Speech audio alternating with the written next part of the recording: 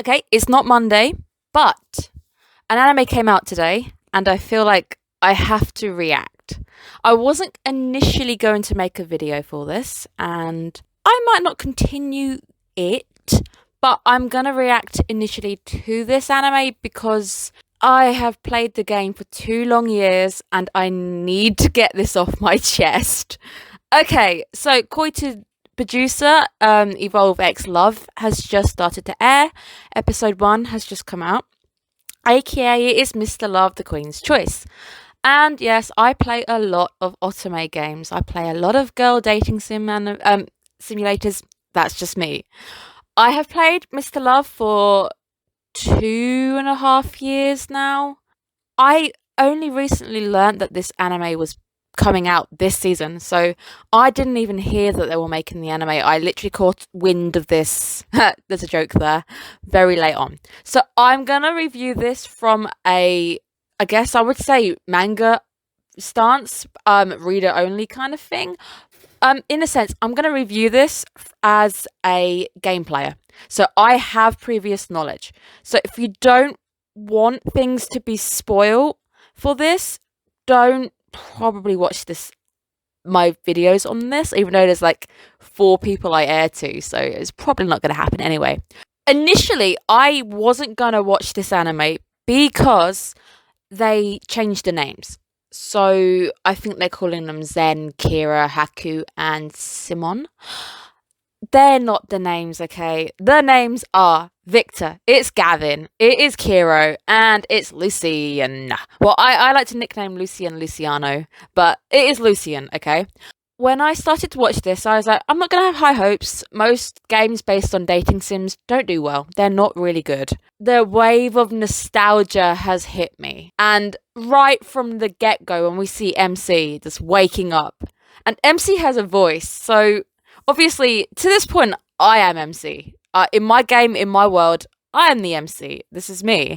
So to suddenly hear the voice and as well, just to see the first, it's been 2 years, so I don't remember the first opening levels of the game at all. And it all came flooding back. So well done. Kudos to you for actually getting that nostalgia rush to me. Opens with MC Chan. Basically, her dad was a TV producer and he ran a show called Miracle Finder. Miracle Finder essentially was a show which would focus in on miracles, like it's almost like X-Files but not. It focuses on like things like, I guess, like this one's studying things like disappearances and time warps and stuff. That's what MC Chan, and I'm gonna call her MC Chan. I don't even know if they've given her a name. MC Chan for now is MC Chan. Essentially, she has inherited this. Her dad died a couple of years ago, and she made the promise that she would be in television business just as good as her dad would. She's running the business, but Miracle Finder is declining in interest. And we open with her on set with Kiki and Anna. Oh my god, seeing Kiki and Anna for the first time, I'm so happy.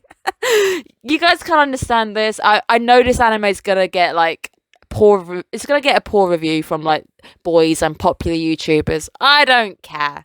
You're gonna have to let me, a girl who has played this game for many years, have this moment. I was screaming so much and squeeing so much. It's almost, I do wish I had the confidence to do a Becca Reacts live to this kind of thing, because I was screaming, waving my hands around, and I was just, yeah, it would have been amazing to watch, but I'm ugly, guys. We're not, so we're gonna leave it at that. I've got a voice for radio and we're gonna stick to radio, even though this anime is about TV.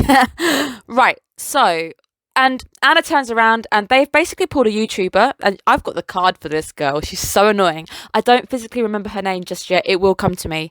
And she essentially is a YouTuber. Again, she's lied on her profile. She's nothing like what she said on the profile, and Anna turns around and says we can't do this kind of thing, so I'm gonna sort it out here.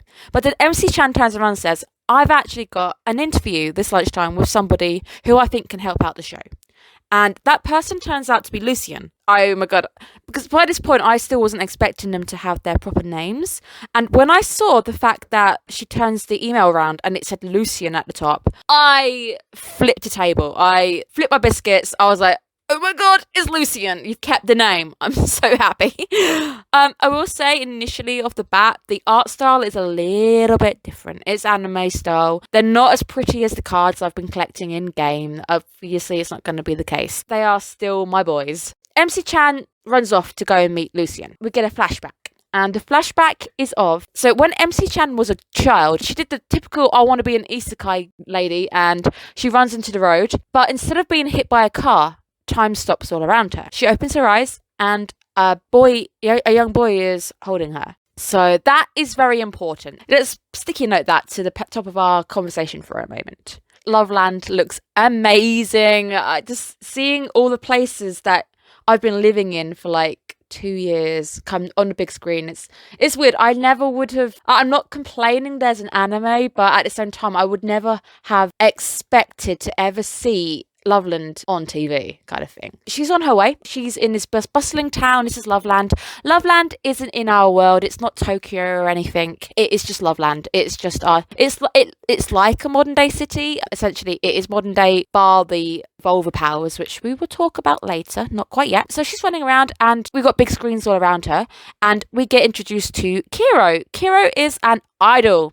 So he's on the screen, people are talking about him, getting excited. He's an idol, he's very well loved, he's very popular. MC Chan stops by a convenience store just to grab some snacks. I never realised how much of a sweet tooth that girl had, but I guess because, spoiler alert, she eats a lot of pudding and a lot of cake and things, I probably should have expected it. She grabs for the chips, and somebody else also grabs for the chips, and in disguise, and it slowly dawns on her. And she's like, oh, Kiro. And then he obviously stops her from saying Kiro. But Kiro, in disguise, is also after the chips. He tells her it's really bad if you kind of say that right here, because he's obviously undercover kind of thing. We flip to them in the park bench. That park, I've seen it so much in the game. He tells her that he's basically after the cards. They've got collectible cards and chips. Back in the day when things like, cereals had like collectible items in it kind of thing. He's collecting these hero cards which are inside the crisps. She herself is like eating the bag of crisps, but he just wants the cards. She offers him a crisp and he says, well, no, because my manager will have a go at me kind of thing. Because, spoiler alert again, Kiro is an idol. He's on a strict diet. So most idols, models have strict diets. So Kiro to be seen eating chips would be a bad thing. It would obviously get yelled at by his manager. She says you can have one. I won't tell anybody. Which is a thing. If you actually are playing the game and you're trying to win his affections, simply just saying it's okay kind of thing and playing, indulging him kind of thing. Because from the idol image, he's quite childish. He enjoys playing games. He likes his like chips and stuff, and he likes collecting the hero cards. I'm hoping is what we get is her nickname. We haven't had the nickname just yet, and this is probably why I'm going to tell you guys not to watch this video if you don't want spoilers. Kiro's little nickname was always Miss Chips. Just seeing the chip interaction, it made me so happy. It warmed my heart. I was so happy. Also, just because I have the information on the screen right in front of me, I have just noticed it's Mappa, and Mappa currently is destroying the anime world with God of High School. I am actually doing God of High School reviews as well, so if you want to see, I've got 2 episodes so far done. I didn't realise it was Mappa, which means I'm actually expecting really good things from the anime itself. This anime does have a lot of action to it. Well, the game does anyway. Not quite sure where they're going to get up to with the story because we've recently had a very big update in the game. I don't think they're going to get that far, but it's going to be interesting to see how far they go. Also, the anime opened on a haiku almost, and it's something along the lines of you'd have to keep running to stay in the same place, and it's a quote by the Red Queen. That is very important. I'm not going to try spoiling that too much because I don't know if the game's going to go down that route, but it does hint that it's going to be taking the same route. After meeting Kiro, she gives him a business card, and she says to him that she would love for him to be appearing on the show, and she says, I'm working for Miracle Finder, and Kiro does say, I used to watch that kind of thing, which is quite nice, and he says, I would like to be on it, but obviously my manager gets the final say, and mostly it's shows which have got high ratings, which he gets dragged into. And she says to him, I promise that I'm going to make this show worthy of you coming onto it, which is Really, really cute. And it's just this story feels so familiar to me as a game player, and I love that. I love that it's recognizable to the people watching it. Obviously, I don't know what a non-game player is going to think of this. So for once, I am the manga reader. I am that person who has the information going into an anime. So I'm the book reader now criticizing the movie. So after our Kiro introduction, MC Chan is trying to isekai herself so hard. I've always thought this. She's waiting on the side of the road to cross the road, and we see these like gloved hands coming out to. They push her into the road. This could have been an isekai so hard, but it's not. Time stops again. And this time, we see a grown-up, cough, cough, I'm not going to ruin it just yet. We see a grown-up man this time telling her, you need to be careful because someone is not always going to be around to save you. It's recognisably to be the same boy who had obviously saved her as from the past. He puts her down the other side of the road, calls out to him with almost like, I wish there was a click, but there wasn't. And then he vanishes. From above, we've got somebody looking down. It is shown that she's being followed by a kid wearing a hood. The negative I'm going to say right here is that kid's voice does not match his look at all. That voice did not impress me. So there's my first negative I'm going to hammer out. Voice actor, you don't match the face. I don't know. It threw me. She goes to campus. She's walking up the staircase and she prepares herself. She's got this image of a professor in her head. It's like the old typical professor, white coat, old man kind of thing. Before she even goes to knock on the door opens. This professor comes to the door and she's like, I need to meet with Professor Lucian. As the woman goes past her, she's like, good morning, Professor Lucian. And it's just hurts her face. It's just the dawning on her face is like, it's almost like disappointment that this guy is nothing like she expected. And he's like, why don't we discuss it inside? So she goes to Lucian. He says that I've been watching Miracle Finder kind of thing. So he's very familiar with the show. What you need to kind of get is that the show she's working on has been around for many years. It's well loved. If I mentioned the X-Files to you guys, probably don't watch it nowadays, but you've heard of the show. It's like that. This show is infamous. And Lucian himself says, I mean, it's okay, but it's kind of pandering almost. He says it sticks to its guns too much and it's very popular and it doesn't really look into the science aspect, which is when she goes, that's kind of where I want you to help me. So we get one of Professor Luciano's first ever lecture and he starts to lecture her and give her some information.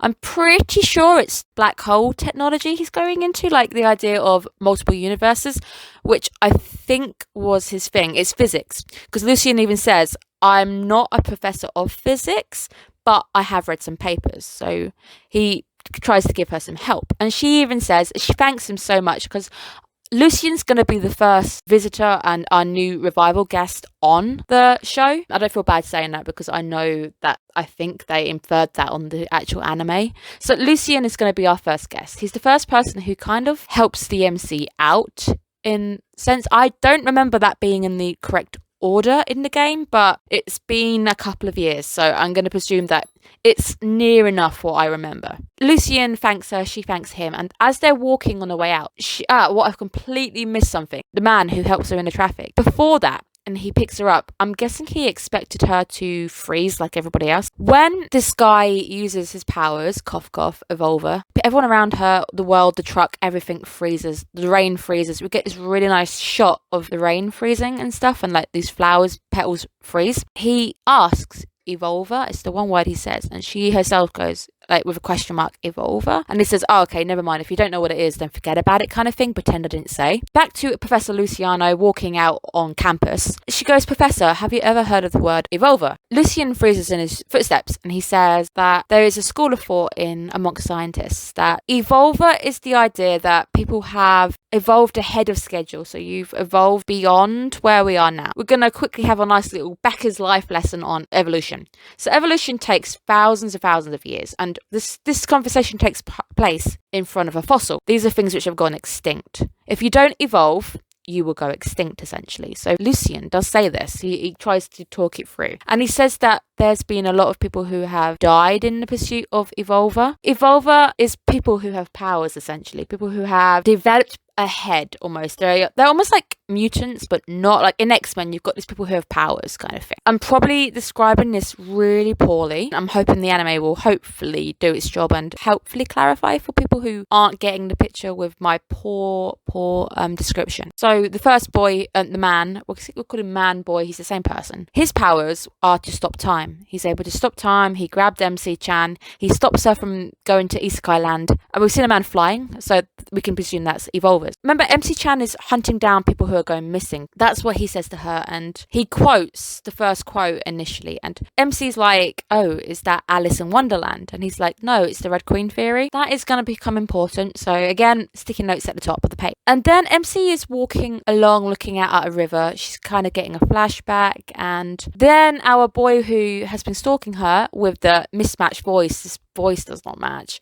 he comes up to her and goes, are you in TV? Are you doing interviews? Will you listen to my story? We see that we're cornered. We've got these people we've got a guy in glasses, and we've got this guy who looks like Kiro, who isn't Kiro, coming down towards them, kind of chasing them, and the boy is looking really worried. But then suddenly they kind of vanish. And this is where we get our man who is flying, looking down, saying that the targets have escaped. I'm pretty sure that's not his powers. This bit I don't quite remember. Okay, so I guess for the sake of this, or maybe I'm just really not remembering it. I don't remember the yellow-haired guy. I know who this organization is supposed to be. These people for now, we're going to call them the mystery organization. She finds herself alone, the boy's not near her, in an alleyway. And this is when she gets a phone call. And it's Anna on the phone going, LFG, Loveland Financial Group, they've pulled all funding. So LFG, they are the investors in Miracle Finder. They are the sole investors. They're the reason why Miracle Finder has been going for so long. They are the investors. They produce money to allow them to do their thing. So essentially, she's found out that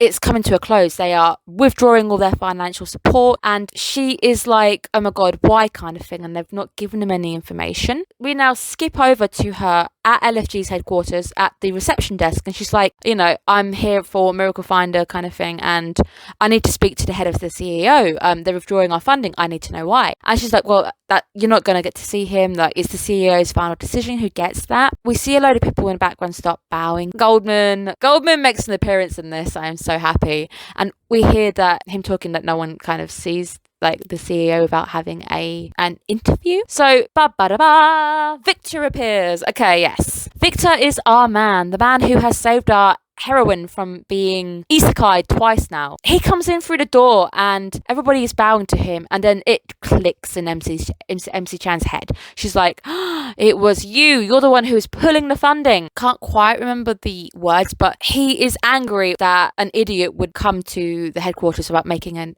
appointment. So he's very almost angry that she didn't get an appointment to come and see him, and he walks off. And obviously there are these barriers which he goes through. Obviously this building has got security, and we get in her head, she remembers the happy faces of her Anna and Kiki. She remembers her father's promise that she promised to be a top producer, and she yells after Victor, and she says, one day in 5 years I'm going to be the top of this entertainment business, and you are going to regret your choice, and don't come crying to me because when you've missed out on this. And it all goes silent. Everybody around is stunned because nobody's ever spoken to Victor like this before. Nobody's ever dared to talk to the CEO so disrespectfully almost, because initially when the girl at the information desk was like, do you have a death wish, when she chases after Victor, because essentially he is this person, he's respected, he's highly feared in a sense because he is the head of the LFG. There is this silence, and Victor stops and turns around to face her and starts to walk towards her, and you're like, oh no, and it's all silent. And then he smiles. He says, you better make me. She herself is kind of, it dawns that he's basically kind of said, okay, I'm willing to listen. And this is where this ends. So it essentially, the anime cuts with these two staring in the same screenshot together at each other. Okay, so that was our episode, and now I'm going to do a little bit of a quick breakdown. So it's normally I'll talk about colours. It's very difficult with Mr. Love. Victor himself wears a lot of black. He's very formal, and that's the kind of man he is. He's upstanding, he's formal, he's very rigid routine kind of thing. So he will come across as this man who, he's a rich There's a lot of otome games with rich guys. To be fair, initially when I started watching playing the game, I was like, it's Juman Han from Mystic Messenger. He is your rich boy. He basically is the reason the game is allowed to happen, because he is your investor. And in the game, you've obviously got to try and get him on board to keep allowing you to produce your program. Color wise, he's got purple eyes. Purple is a color of mystery. It's also royal. Purple is a color of royalty. It's a color of mystery and magic. Right now, he's a man who is mysterious. He's got these powers we don't quite know about. MC Chan has seen him use his powers. So Victor himself is a mystery. Second up, let's talk about, who did we see first? We saw Kiro first, so let's talk about Kiro. Kiro himself, blonde hair. Idols have different color hair. He's got blue eyes. Blue, quite a calm colour, quite collected. Kiro's not calm. It does quite suit the character. We see him in disguise. He's wearing red with a hat and glasses. He's hiding who he is, which I think is quite ironic because Kiro Idol is different from Kiro the person. So Kiro himself is very childish, and you kind of get that from his look, where he's kind of got his baseball cap on and he's wearing a hoodie. You kind of get that more kind of laid back kind of feel from him. I'm not going to really go into his Kiro Idol right now because he hasn't really been focused in on too much on this episode. I'm also going to leave Gavin out of this episode because we've seen him too brief, and I will leave his breakdown to the next episode. Lucien is an interesting one. So Lucien we meet, he's wearing his lab coat. He's the typical Okabe kind of, but he's not the fun side of Okabe. He's formal, but he's not formal. So Lucien is a professor. He tutors. He lectures at Loveland University. He has purple eyes. I'm pretty sure he has purple eyes. Don't really look at Lucien's eyes too much. Yeah, they're kind of a purpley colour. Lucien is wearing a dark shirt and it's got a red tie. These colours kind of fit because Lucien is a bit of an enigma. We do get that because when he's in his office, when we first see him, he kind of pinpoint MC Chan in the crowd and he looks really worried almost. Lucien's the one I would say for you guys to keep an eye on, keep a tab kind of thing. He's not what he seems. Loveland itself looks amazing. It's exactly how I remember it. It's nice to see all of the places from the game in it kind of thing. Music wise, the OP and the ED haven't really grabbed me. The OP is quite nice because you get a lot of this shattering glass effect, which is one of the things that Mr. Love does a lot. It's an iconic thing that they use, so it's nice to see in. There's not much I want to say about the OP. It's okay. There's nothing, I'm not raging about it like I did with God of High School or anything. So that is our episode so far. From my standpoint, I've gone from being very negative. I even said I was very skeptical when I went into this. I was like, it's going to be rubbish. It's blah. I wasn't expecting good things from it because they've obviously changed the names. But I'm guessing because technically Mr. Love does air for the Japanese crowd, that those are the names that they use for the Japanese guys. The fact that they're still using things like Victor and stuff for me makes me happy as an English player. Knowing that Mappa is handling this, I think my expectations have suddenly gone up. I'm not expecting many YouTubers to talk about this anime, so who knows, I'll be the only one probably talking about it. I'm suddenly so excited, and if you guys could have seen me at certain points of this first episode, just getting more and more excited and nostalgia smacking me. So far, episode 1 has been amazing because I'm a player. I can't imagine what it's like for somebody who hasn't played the games to come into it. It probably is very confusing right now. The plot for this one is pretty well thought out. It's an interesting plot and it is well thought through, so it's not just a plot which falls through. What you do need to understand though initially is there are 4 men in this. They are all dateable characters in the game, but in the game, unlike a game where you pick a route, you go down it, it doesn't quite work like that in the game. The game, you can date all of them and the plot continues as you go along. Only recently have they made it where you can pick a certain route and you can, in certain parts, you can choose a guy to go with. Okay, what I normally do with these animes as well is my boy, my husbando material, my favourite characters. I'm Victor all in all. I can't change it anymore. Victor, calling me dummy.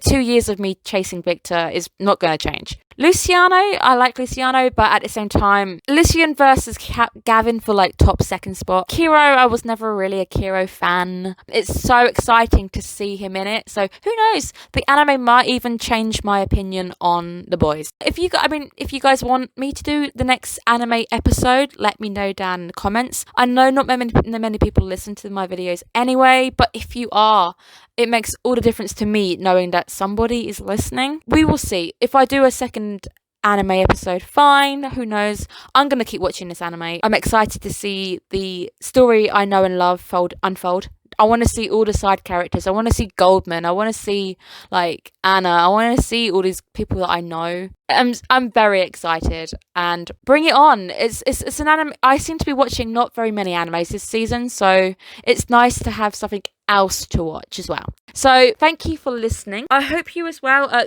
If you are watching Mr. Love, that you're gonna please give it more than a chance than looking at it going, oh my god, it's for girls kind of thing. Yes, it is geared towards a female audience. Please give this anime a chance at the very least. I will perhaps see you guys next week. If not, I will see you guys on Monday for episode 3 of The God of High School. Have a good one, guys. Bye bye.